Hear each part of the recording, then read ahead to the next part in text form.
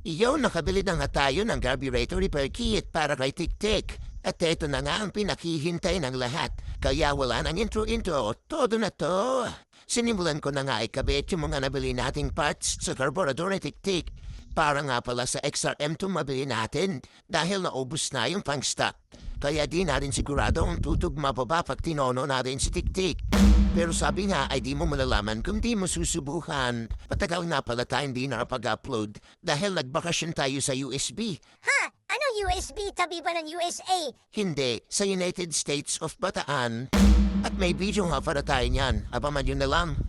Matapos ko nga ikabit yung mga parts ng carburetor, ay chinek ko kung may naiwan pang parts para sigurado. Sana all sigurado. At ayan, naikabit na nga ang carburetor. Chinek ko na rin pala si linyador dahil naparahigpit nga yan nung una. Pero ayan malambot na siya bes. Ay. Sinunod ko na banghugasan ng gas yung tangke. Kinabit ko na rin pala yung pansamantagalang host na rin dito. Ayan para matapos na nga. Kaso, kung nakikita nyo, parang may hangin pa nga sa loob yung hose. Pero bababa rin yan.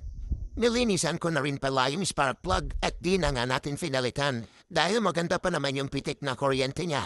Pitit? At ayan, ano pa iniintay nyo? Sound check na to bes. And the moment of truth.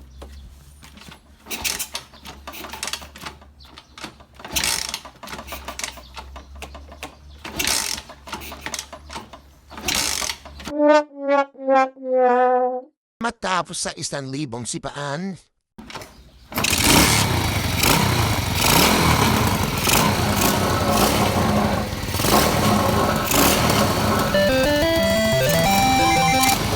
so ayan umandar na si Tik-Tik pero di pa ako satisfied dahil di pa nga natin itong turog ni Ray.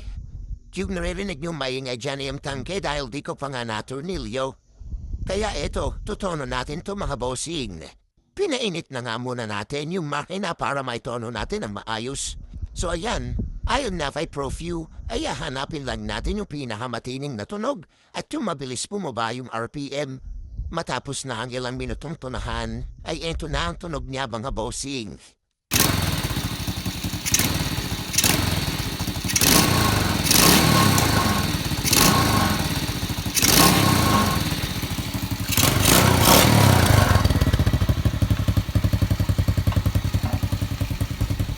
So ayan, sinunod na din natin yung mga fairings. Todo kuskus na tayo dito mga bes. Daig pa yung may asawa naglalaba.